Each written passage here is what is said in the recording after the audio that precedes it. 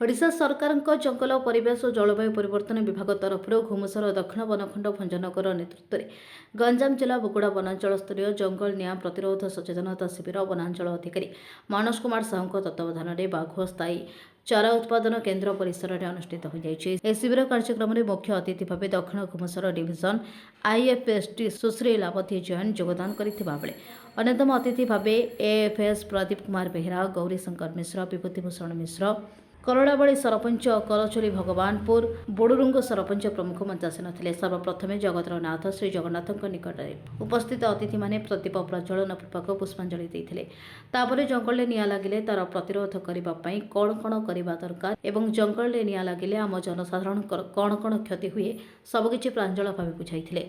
ए कार्यक्रम में वन विभाग गजसाथी जंगल निया लिभाड़ी ग्रुप एवं प्रत्येक अंचल जंगल सुरक्षा बाहिनी संघ माने उपस्थित रहिथिबा सह प्रकृति प्रेमी त्रिलोचन पंडा मध्य उपस्थित थिले। वनांचल विभाग समस्त कर्मचारी माने संपूर्ण सहयोग करथिले।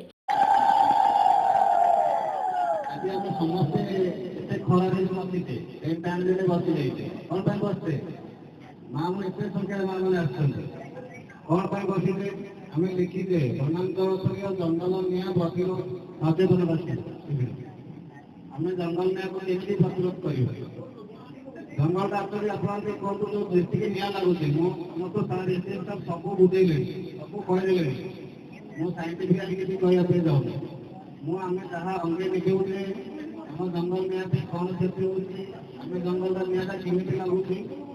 गंजाम जिला बुगुड़ारू त्रिलोचन पंडा रिपोर्ट।